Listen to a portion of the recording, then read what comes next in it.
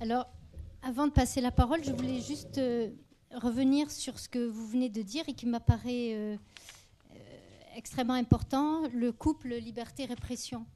La liberté du côté de l'auteur, la répression ou le fait de ne pas être libre du côté du lecteur. C'est-à-dire qu'en fait, si j'ai bien compris ce que vous venez de dire, le lecteur se confronte aux lois du réel de la fiction, qui sont intangibles. Et l'auteur n'est libre que pendant qu'il écrit. Une fois que le livre est fait, il n'est même plus libre, lui, par rapport à son livre. Voilà. Et je trouvais ça, je trouvais ça important. Et après, une autre question qui est tout à fait intéressante du point de vue de l'écriture et d'un généticien qui s'occupe de linguistique, c'est tout ce que vous avez ouvert comme réflexion sur comment l'écriture change avec l'ordinateur, avec le problème de la répétition, de la syntaxe, où les connecteurs, on essaye d'échapper aux connecteurs cependant, puisque, etc., pour pouvoir déplacer les paragraphes. Et j'aimerais bien, là, si vous pouviez, vous avez évoqué ce changement d'écriture, si vous pouviez développer un peu, est-ce que vous l'avez remarqué chez vous précisément, ou est-ce que vous pensez que ça va donner lieu effectivement à une nouvelle façon d'écrire en général? Non, je l'ai remarqué chez moi, comme ruse que je mets en œuvre si j'écris ou bien un texte en anglais ou un texte que je pense qu'il est... Mais non, même en italien, parce que je pense toujours que je pourrais déplacer le paragraphe. Pour parler des autres, je devrais avoir un échantillon de chercheurs dont je suis sûr qu'ils emploient l'ordinateur, qui ont commencé à l'employer le jour tel ou tel, faire une recherche stylistique sur tous les textes précédents. Non, je ne l'ai pas fait. Oui. Et peut-être c'est trop tôt. C'est trop tôt. J'ai un peu de mal à vous suivre quand vous parlez de l'influence de l'ordinateur sur une écriture qui n'est pas une écriture d'essai, mais une écriture de création. Et je voudrais revenir à cet exemple de la répétition et de l'écrivain qui utilise la répétition. Vous avez dit il y a deux solutions. Ou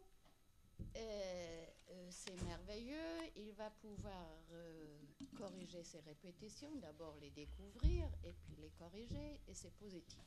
Ou alors c'est négatif, parce que c'est justement dans ces répétitions qu'il y avait les métaphores obsédantes. Un effet d'écriture, mais je pense que s'il y a une métaphore obsédante, il ne cherchera pas la répétition. Oui, c'est évident s'il y a vraiment une métaphore obsédante. Ma question est, que le teinte soit rose pour Nerval, c'était métaphore obsédante ou automatisme linguistique qui l'a mené à écrire comme ça, et après il n'avait pas tellement le temps de relire. Alors, il y a deux cas où nous voyons très clairement que, par exemple, je dis qu'il y a Bouquet qui revient 9 fois. Mais Bouquet a une valeur symbolique dans l'histoire, parce qu'il y a le bouquet d'Isis, après on donne le bouquet à Adrienne. Alors c'est une espèce d'échange floral qui continue tout au long de l'histoire. Alors on peut penser que la répétition de Bouquet était voulue. Dans telle mesure que j'avais des problèmes en italien parce que Bouquet se traduit avec mazzo, et mazzo en italien c'est pas beau comme bouquet. Et alors j'ai dû varier. Oui, mais l'ordinateur dans ce cas-là ne pourra faire que du bien à Nerval, ou c'est une métaphore obsédante, il ne va pas la changer, ou c'est une répétition qu'il n'a pas découvert, alors il va la changer. L'ordinateur, lui, ne dans ce cas-là, évidemment, si Nerval avait l'ordinateur, aurait dit Bouquet 9 fois, ça me convient. Peut-être il aurait dit ça me convient 8 fois, parce qu'il y a une fois où pour parler d'un petit un bosquet, il dit un bouquet d'arbres. Et alors, ce n'est pas un moment d'offrande de fleurs. Là, c'est peut-être une répétition. Peut-être, avec l'ordinateur, il aurait employé bouquet 8 fois et pas 9. J'ai l'impression que s'il aurait réfléchi un moment, il aurait substitué 2 fois la peau hâlée de paysan, parce que c'était une répétition qui n'avait aucune fonction. Il a une fonction seulement une fois que la peau hâlée est de Sylvie, parce qu'il faut la mettre en opposition avec la peau d'Adrienne qui est blanche. Peut-être il aurait changé. Je ne peux pas faire des prévisions posthumes. Et l'ordinateur, il va servir à écrire ce qu'on a envie d'écrire et d'éviter de ne pas l'écrire. Mais il ne va pas me forcer à écrire autre chose. Et non, madame, parfois, il faut échapper à nos désirs. Parfois, j'ai envie de faire quelque chose et je tords. Parfois, j'aurais voulu peut-être réduire encore d'une ligne ma page et j'aurais eu tort. Et un bon critique pourrait me dire, non, arrête, pourquoi condenser encore? Mais évidemment, je fais des hypothèses générales. Je dis seulement que ça va changer dans quelques mesures le style ou le résultat de quelqu'un. Pas probablement de tout le monde. Et nous, peut-être, le saurons jamais. Sauf faire la critique des variantes et découvrir quand tel auteur avait employé 255 fois le même mot, et après, dans la version finale, les variations ont été réduites. On voit que là, il y a eu un contrôle, probablement. Et c'est au critique de prononcer son jugement et dire que ce résultat a été positif. Je peux imaginer un style où une variété trop grande de synonymes est dérangeante. Pourquoi? Je suis sûr que le Buono de Manzoni avait une fonction stratégique très importante. D'ailleurs, il voulait écrire un livre populaire et qui fût compréhensible au grand public. S'il avait changé les termes ou employé des termes les plus archaïques, tandis on voit que de la version 27 à la version 40, il a fait des modifications, mais dans le terme dit de ce que pour lui c'était un arrangement populaire de la langue en suivant la règle toscane. Donc il avait un critère. Alors peut-être s'il avait éliminé tous les buono, son style aurait été... Il n'aurait pas été Manzoni, mais D'Annunzio. Il ne valait pas la peine. Egregio signor. Je ne vais pas vous parler du thème, l'ordinateur. Je suis peut-être à côté, mais j'aime beaucoup Victor Hugo. J'ai toujours aimé Victor Hugo. Et vous avez parlé de la bataille de Waterloo dans Les Misérables. Tout ce que je sais sur l'épopée napoléonienne, je l'ai apprise dans les 50 pages des Misérables. Mais si ce n'était pas Victor Hugo, si c'était un écrivain méconnu, un petit écrivain... Vous connaissez mieux que moi Les Misérables. Jean Valjean part de Montreuil-sur-Mer et il va à Montfermeil sortir des griffes de l'horrible Thénardier, la petite Cosette. Le Thénardier étant le détrousseur de cadavres de la bataille de Waterloo. Si c'était un petit écrivain minable, comment oserait-il faire cette parenthèse, cette digression, cette enflure de 50 pages? Alors, ma question est la suivante. On n'est pas Victor Hugo, mais est-ce qu'un écrivain méconnu peut se permettre de faire de telles digressions? La plus grande partie des écrivains qui font des digressions comme ça restent méconnus. Le coup de génie est d'avoir réussi à faire la digression en continuant à fasciner le lecteur.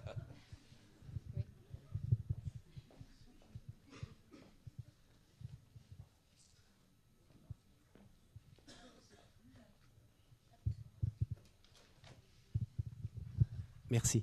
Au fait, j'aurais envie de revenir sur la question de l'hypertexte que vous avez abordé à la fin, j'ai beaucoup apprécié votre défense de l'hypertexte comme forme constante dans la littérature. Et l'on pense bien sûr à Sterne, par exemple. L'on pense peut-être aussi au système concentrique de la Divine Comédie ou, pourquoi pas, à l'arborescence de la comédie humaine chez Balzac. Mais je ne sais pas si vous êtes arrivé au bout de votre réflexion sur vous-même, sur les structures narratives. Est-ce que cela a changé, effectivement, d'avoir Word Millennium pour écrire Baudolino? Est-ce que les structures narratives ont été différentes? Et surtout, question un peu plus générale que j'ai envie de vous poser, parce que vous n'avez pas jamais employé le terme de postmoderne. Mais je crois que vous y êtes pour quelque chose dans cette question du postmoderne. Comme le dirait un personnage de Tabou au fantôme de Pessoa qui rencontre dans Requiem. Vous n'êtes pas un fantôme, heureusement vous êtes encore vivant. Donc j'ai envie de vous poser cette question. Est-ce que l'hypertexte est une forme qui définit cette littérature dite postmoderne? Et est-ce que vous y croyez finalement à ce postmoderne? 3 réponses. Non, je ne crois pas que l'ordinateur a changé l'idée de la structure narrative dans mon dernier roman, sinon dans le sens que je dis, qui m'est aidé à m'éclaircir la convenience de l'emploi de certains temps verbaux plutôt que d'autres. Mais enfin, avec un peu de fatigue, j'aurais réussi également sans l'ordinateur. Deuxième, arrivé à la fin de ma vie, j'ai peur de ne pas savoir qu'est-ce que ça signifie le terme postmoderne. Troisième, je ne vois aucun rapport entre le postmoderne et certaines théories de l'hypertexte. Mais écoutez, je parle de ces théories qui ont été produites aux États-Unis, en particulier dans le milieu de la Brown University, Landau et d'autres qui sont des chers amis, qui ont essayé de voir dans l'hypertexte quelque chose de très lié à la déconstruction et même à beaucoup de théories du postmoderne. Je crois que, selon moi, c'est exagéré. Mais même là, il y a des gens qui ont fait des exercices de production hypertextuelle, qui est une autre histoire. Hein. Je peux jouer. Enfin, on faisait les cadavres esquis dans cette ville auparavant. Donc on peut jouer, et je dis que ça, ce sont des jeux littéraires très intéressants. Enfin, je suis un oulipienne, grand satrape du collège de pataphysique, transcendant satrape du collège de pataphysique. Imaginez-moi s'il ne me plaît pas l'idée des gens qui se mettent à jouer avec des tests pour produire des variations. C'est le principe de l'anagramme qui est généralisé et élargi aux structures narratives. Ce qui me fait sourire, c'est l'idée que ça, c'est la façon d'échapper à la fonction répressive du texte fini et l'autorité de l'auteur. C'est ça non, il y a l'autorité de Beethoven. Beethoven, c'est ça. Après, il y a la liberté de la jam session, et c'est une autre histoire où il ne peut pas faire une métaphysique du jazz comme d'un acte révolutionnaire qui fait nous échapper de la répressivité fasciste de Bach. Voilà, ça me fait rire. Voilà. Oui, je crois qu'il y a un peu de confusion qui s'infiltre à travers le thème de créativité, parce que quand Queneau s'amuse à écrire les dialogues sur la plateforme d'un autobus, c'est de la créativité. Mais si moi, lecteur, je décide maintenant que les gens prennent le taxi, j'ai rien créé. Il faudrait que j'ai été capable de l'écrire. Et si je décide que le prince André ne meurt pas, ça ne fait pas encore de moi un Tolstoï. C'est-à-dire que la créativité ne peut pas être réduite à l'idée qu'on introduit un nouvel élément narratif. Il faudrait qu'elle concerne la possibilité de création dans la langue de la part d'un lecteur. Et alors, s'il la possède, il n'a plus besoin de l'hypertexte. Vous avez dit mieux ce que j'ai essayé de dire, oui.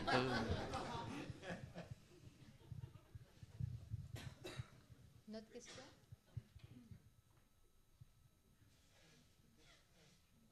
Pas d'autres questions?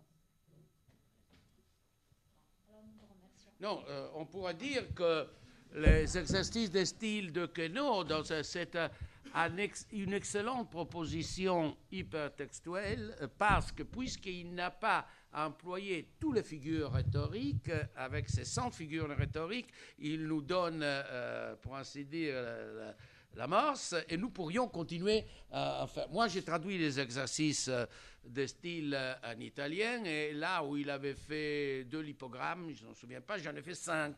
Parce qu'il était déjà mort, donc je pouvais me permettre cet acte de liberté. Il avait commencé un jeu, alors je voulais le continuer. Mais là, on est à la limite entre le texte fini et le texte comme proposition de jeu infini. Bon, voilà. Et Amarel de Cortázar. Et l'Amarel de Cortázar. Oui. Qui est un libertexte, d'une certaine manière. Oui. Oui, là, si.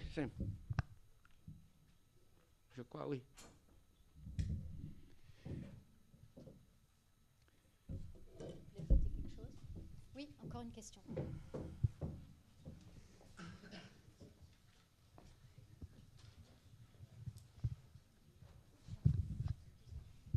Oui, c'est une curiosité. Je voulais savoir, vous avez dit que pour l'un de vos livres, finalement, le livre était guidé par la fin. Quel est le rôle des incipites dans votre écriture? Il m'a semblé que pour le pendule de Foucault, la première phrase ne bougeait pas alors que vous aviez énormément travaillé le second paragraphe. Est-ce que c'est un élément génératif ou est-ce qu'il n'y a pas de règle? Enfin, voilà ma question. Oui, c'est une belle question parce que dans le cas du pendule, il m'est venu cet incipit-là, ça m'a plu, et oui, ça a été fondamental pour continuer le reste. Dans une autre histoire, je pourrais dire, j'aurais pu faire différemment. Vous verrez, dans Baudolin, il y a 10 pages dans un langage pseudo-populaire médiéval, mais même s'il commençait d'une façon différente, c'était le même. Ce qui comptait, c'était les 10 pages. Tandis que, oui, pour le pendule, cette phrase... Il y a des phénomènes, vous savez, par exemple, le titre « Le nom de la rose », c'était le 10e d'une liste de titres que j'avais dans ma tête, et le dernier auquel je pensais, je l'ai choisi presque par hasard, en disant c'est le plus stupide, donc ça n'impose pas une interprétation donnée. Non, au contraire, il a imposé des interprétations. Tandis que le pendule de Foucault, j'oserais dire, je commençais à écrire le livre pour écrire un livre intitulé Le pendule de Foucault. Lorsqu'un ami m'a dit c'est un titre trop difficile, tu dois le changer, et j'ai dit peux pas, c'est son titre. Et je continuais là, têtu, tandis que pour le livre suivant, j'oscillais entre 2 titres. Dans Baudolino, non, je savais que c'était Baudolino et fini. Donc, il n'y a pas une règle, vous savez. Parfois, vous tombez amoureux d'une phrase, d'une expression, et vous jouez tout là, et la fois suivante. Donc, il n'y a pas une magie des incipites. Parfois, oui.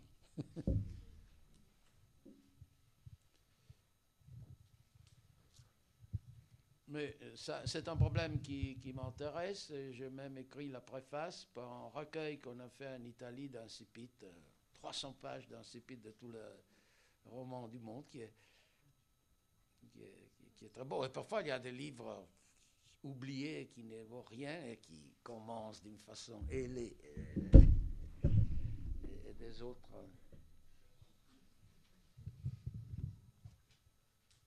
Pas d'autres questions?